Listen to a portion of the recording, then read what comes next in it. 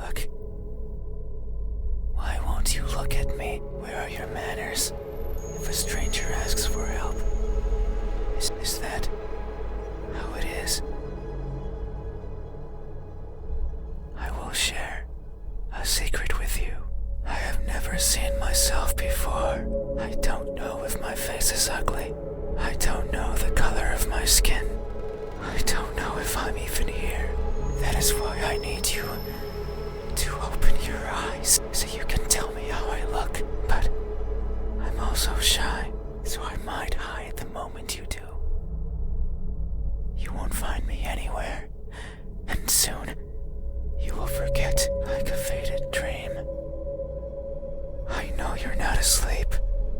You listen with those tiny ears of yours. They look so fragile, like I could almost grab them.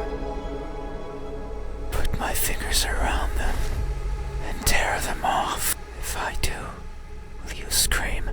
Will I hear your voice? It was a joke. I'm joking. Don't be scared. Hey, how do you think my eyes, when our gazes finally meet, what will you find? Answer me. They look broken. That may be so. I'm always training my sight to stare at what's in front of me, searching for that one precious thing. It's what drives me to look inside places, such as this. But sometimes I strain so hard, little pieces seem to fall off my face, one after another, making a cracking sound as they go. A sound like this. In my desperation, I always attempt to piece them back together. I kneel and search for the missing fragments of myself, but they are never there. Maybe the wind takes them somewhere out of my reach, and that makes me sad. So sad, I put my hands where my eyes should be, and I borrow my fingers, and I take it out. I take everything out. Every little piece that remains, harder, furiously, and wallowing in sorrow. I pray to whoever's listening to give back what's mine, to not make me lose more than I've already lost. I don't want to waste my time and search for more than I care for. Yet no one delivers. No one is listening. And so I weep invisible tears until I can feel the sorrow no more. Hey, have you ever strained yourself so hard to see what you want to see that you end up blinding yourself to all? Have you? These eyes, are these my eyes? A good answer, yet there is only one way to know the truth. Open your eyes, so you won't look at me, even though your eyes are so pretty. I can't see them, but I can imagine them behind their veil of flesh, round like pearls and shiny like jewels. So pretty. It's fine. We still have time. The night is still and silent. People are good at closing their doors. Do you know what a door is? Of course you know. You have one. Right there, at the verge of your little world. A door is a barrier to keep the bad out. The bad can be anything. A bad person, a bad smell, and sometimes me. I can't open doors. I find them tricky. Should I push or pull? Should I turn the knob left or right? Should I try to take it off its hinges? Should I chip away at it, hoping it will fall apart? And what happens when it opens? Do I close it behind me?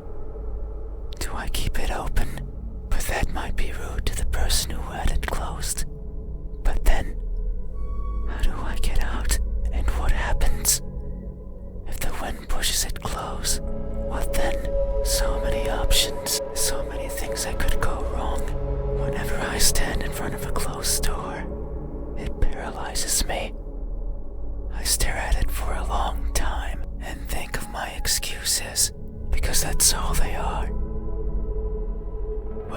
bothers me the most about closed doors is the idea they exist to keep me out. It fills me with the need, so I search for a crevice or a window, anything that might be open, anything that might let me in.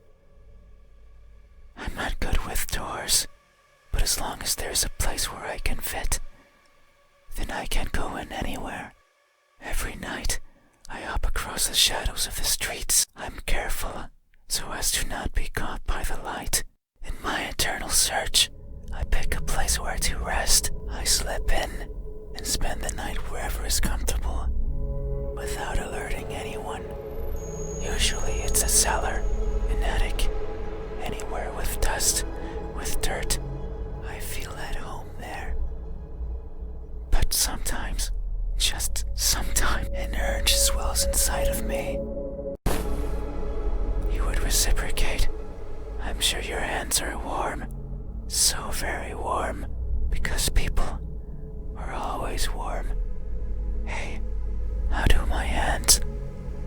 Look, when my warmth finally meets yours, how will it feel? Answer me.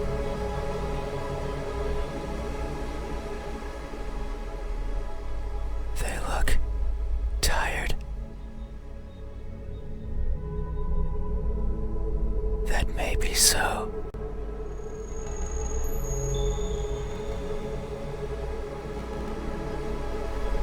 These fingers of mine have touched so many things. They are always stretching forwards, reaching out for something. The tip of my fingers dance over the surfaces that I travel, and their sensations reach the core of my brain, be it the softness of the first spring flowers, or the roughness of a wall made out of rubbish. Caressing, grabbing, clawing. No matter the time of day, no matter if I'm awake or asleep, as if they had a mind of their own. Even now, they clutch onto the fabric of your bed sheets. They like how these thousands of threads intertwine with each other. The rustle of fabric against fabric, of skin against skin is irresistible. They want more. They want to feel closer, to have it between them and around them, more and more and more. Sometimes, however, they can't reach as far as they'd like. That's when I lend a hand. I take over and stretch, stretch, stretch, and they grow. Maybe just the length of a fingernail every time, but they grow just so they can reach out, clutch what they want, and then throw it aside, discarded, and forgotten. That's why they are tired, because they never stop seeking, and most likely never will.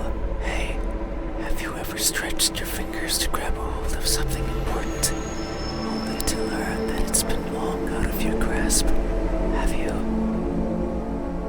These hands are these